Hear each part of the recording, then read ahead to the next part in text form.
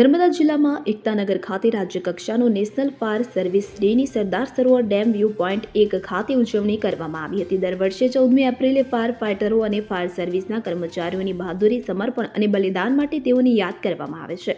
મુંબઈમાં 1944માં ડોકયાર્ડમાં આગ બુઝાવવામાં 66 જેટલા જવાનોએ બલિદાન આપ્યા હતા, કે જેમની યાદમાં દેશની સૌથી ઊંચી પ્રતિમા સરદાર સાહેબના સાનિધ્યમાં આ યોદ્ધાઓને યાદ કરી શ્રદ્ધાસુમન પાઠવ્યા હતા। શહીદ અગ્નિશામકોને શ્રદ્ધાંજલિના રૂપે 4 પ્લાટૂન દ્વારા પરેડ પણ યોજવામાં આવી હતી। આ પ્રસંગે ઉત્કૃષ્ટ કામગીરી કરનાર ફાયર કર્મીઓને શૌર્ય એવોર્ડથી નવાજવામાં આવ્યા હતા।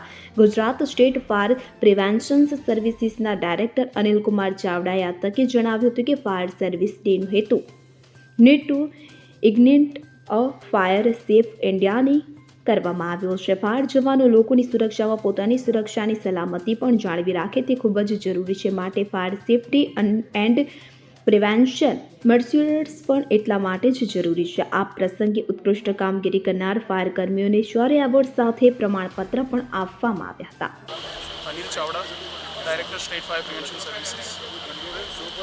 આજના દિવસનું મહત્ત્વ એ છે કે 1944માં 14 એપ્રિલના દિવસે બોમ્બે ડોકયાર્ડ પર SS ફોર્ટ સ્ટ્રાઇકિંગ કરીને એક જહાજ હતું જે ઇંગ્લેન્ડથી ઇન્ડિયા આવેલું, જેમાં બહુ બધા એમ્યુનેશન્સ, એક્સપ્લોઝિવ્સ, કોટન બેલ્સ સાથે સાથે અમુક ગોલ્ડના બી ભંડાર હતા, જેમાં કંઈક કારણોસર આગ લાગવાના લીધે અમુક બહુ મોટો એક્સપ્લોઝન થયેલો ને જેના લીધે એ દિવસે ફાયર સર્વિસીસના 66 જેટલા જવાનો શહીદી વહોરી।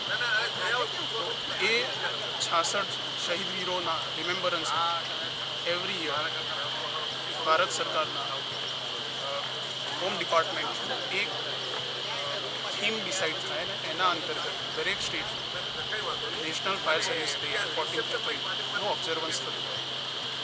ગુજરાત રાજ્ય કક્ષાએ જે ફાયર સર્વિસ ડેનું ઓબ્ઝર્વન્સ આપણે સ્ટેચ્યુ ઓફ યુનિટી ખાતે આયોજન કરેલું। આ ઉપરાંત દરેક મહાનગરપાલિકા અને દરેક મ્યુનિસિપાલિટીઝમાં પણ સિમિલર આવા જ પ્રકારનું એક શહીદ વીરોને શ્રદ્ધાંજલિ આપવાનો પ્રસંગ આયોજન કરેલું છે।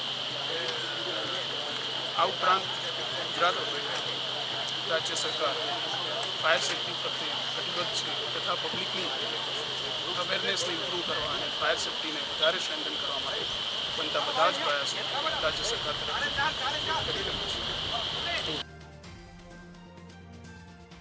જ્યોતિ જગતાપ સાથે CN24 ન્યૂઝ રાજપીપળા। હવે જુઓ દેશ દુનિયાની તમામ ખબરો તમારી આંગળીના ટેરવે।